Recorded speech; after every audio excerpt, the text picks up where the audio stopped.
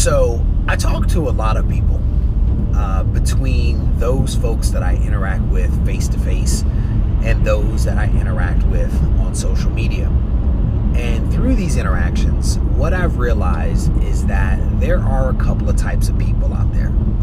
There are those individuals that know exactly what they want to accomplish and know exactly how to go about accomplishing it.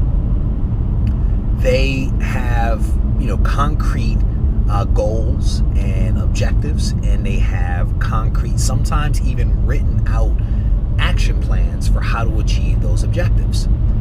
And then there are other people that I talk with that, have a goal in mind, or they have an objective, but they are not really clear on how they want to attack it and how they want to achieve that goal.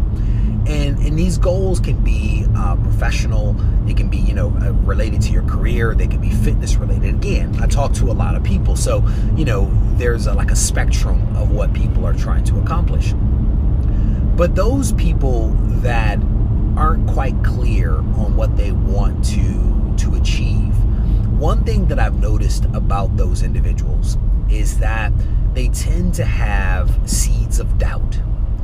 They tend to have thoughts that prevent them from believing that their goal or objective is something that they can make manifest. And what I've realized is that self-doubt is poison.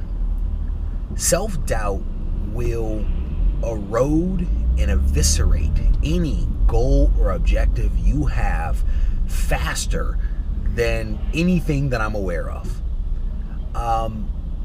When I talk to folks, there are some that cite these environmental factors as the reason why they can't achieve something that they want to achieve.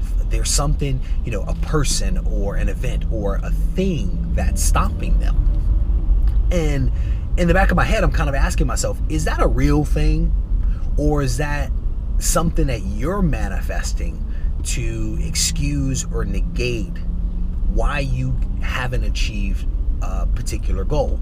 Because there are environmental factors that can prevent you from doing what you want to do, but sometimes it's that self-doubt that makes that environmental factor bigger than it should be. The self-doubt prevents you from seeing a way around an environmental factor or seeing a way through it.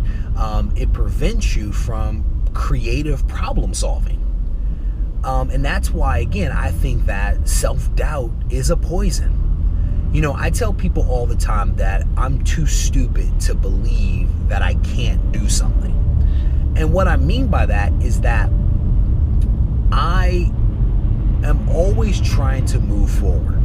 I have a goal or an objective in mind, and I'm always trying to move forward. And sometimes I take big steps, sometimes I take small steps, but I'm always trying to move forward to achieve my objective. And as part of that, I tell people, I have a bias for action. One thing that I've seen, another thing I should say that I've seen with these folks that, have these goals that they're not acting upon is that sometimes it's analysis paralysis. They spend so much time thinking about the problem, thinking about what they're trying to do and trying to figure out how to do it, that they never do anything.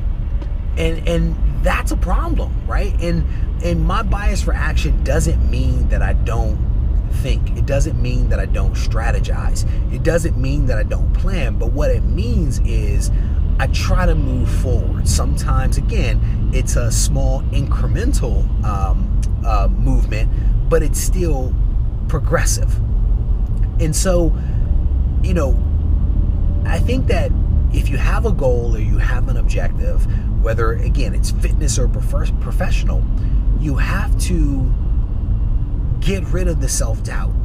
You have to believe that you're capable of shaping your environment to achieve that goal. And if you're able to do that, you're probably going to open up and create some amazing opportunities for yourself. So if you're listening to this and maybe you're one of those folks that I spoke with, maybe you're not, but maybe this resonates with you, I would say work on the self-doubt. Work on believing that you are capable of achieving whatever you set your mind to. Work on trying to move forward against that goal. And there are things that you can do every single day to achieve your goal. And there's a saying, how do you eat an elephant? And you eat an elephant one bite at a time, right? You don't take the whole elephant on. You break it down into small pieces and you tackle it. So just some of my thoughts. Hope this helps.